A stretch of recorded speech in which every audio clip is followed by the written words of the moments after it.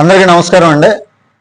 నిన్న అసెంబ్లీలో అమరావతి తీర్మానం మీద చర్చ జరిగి అమరావతిని శాశ్వత రాజధానిగా నిలబెట్టేటటువంటి తీర్మానం ఏదైతే ఉందో అది ఆమోదించబడిందండి. ఇది కేవలం ఒక తీర్మానం కాదండి, గత 5 ఏళ్ల రాజకీయ పరిణామాలను సభ ముందు మళ్ళీ ఒకసారి ఉంచినటువంటి రోజు అని చెప్పవచ్చు. ఈ సందర్భంగా దాదాపుగా 30 మంది మాట్లాడారు. ఎమ్మెల్యేలు కావచ్చు, మంత్రులు, అందరూ.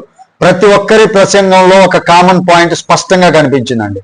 రాజధాని విషయంలో గత ప్రభుత్వ నిర్ణయాలు, ఈ అంశం మీద ఈ 30 మంది కూడా వైసీపీని దాదాపుగా నగ్నంగా నిలబెట్టారని చెప్పొచ్చు.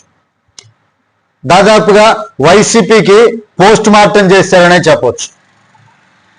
ఒక్కొక్కరు వేసేటటువంటి పంచులు, ఒక్కొక్కరు మాట్లాడేటటువంటి మాటలు నిజంగా జగన్మోహన్ రెడ్డి గారికి తల దించుకోవాలండి.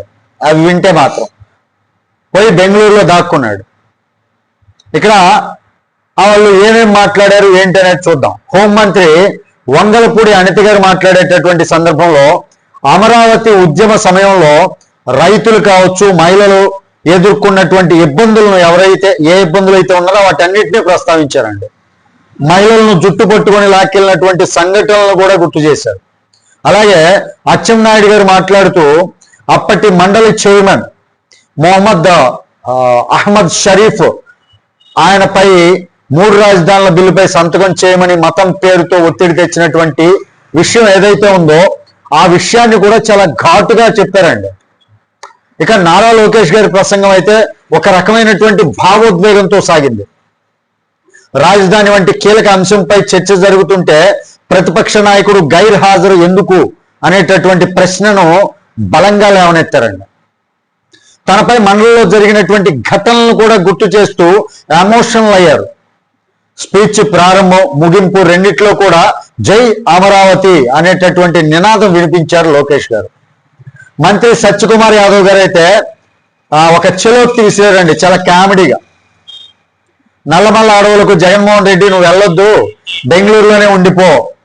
ఒకవేళ నల్లమల్ల అడవులకు వెళితే అక్కడ చెట్లకు ఉన్నటువంటి ఆకులన్నీ రాలిపోయి కాలి బూడిదైపోతాయి అన్నట్లుగా. అంటే ఏంటంటే ఆ చలోక్తికి కారణం ఏంటంటే పవన్ కళ్యాణ్ గారి సినిమా ఒకటి ఉంది.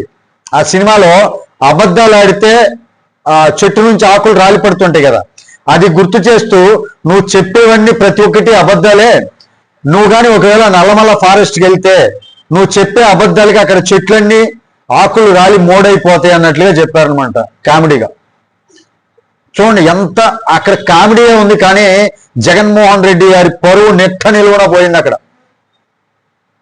ఇక మంత్రి సవిత గారైతే మాట తప్పడు మడమ తిప్పడు అన్నటువంటి ప్రచారాన్ని ప్రస్తావిస్తూ 3 రాజధానుల నిర్ణయాన్ని కూడా గుర్తు చేశారండి. ఇదే అసెంబ్లీలో జగన్మోహన్ రెడ్డి గారు ఏదైతే అసెంబ్లీకి అంటే అమరావతి రాజధానికి మద్దతు పలికారో ఆయన ప్రతిపక్షంలో ఉన్నప్పుడు, మళ్ళా దాన్ని అధికారంలోకి వచ్చిన తర్వాత 3 ముక్కలాటగా ఎలా చేశారు అన్న దానిపైన చాలా ఘాటుగా స్పందించారండి. చివరిగా ముఖ్యమంత్రి నారా చంద్రబాబు నాయుడు గారు సుదీర్ఘంగా మాట్లాడారు. ఈ తీర్మానం ఎందుకు అవసరమైంది, భవిష్యత్తులో ఎవరు రాజధాని మార్చలేని విధంగా పునాది వేయాలనేటటువంటి ఉద్దేశం ఏంటి అన్నటువంటి అంశాలను చాలా స్పష్టంగా వివరించారు. ఇక్కడ గమనించాల్సినటువంటి విషయం ఏంటంటే ఈ తీర్మానం చేయటానికి 10 నిమిషాలు సరిపోతాయి, కానీ ఎందుకు గంటల తరబడి చర్చ జరిగింది?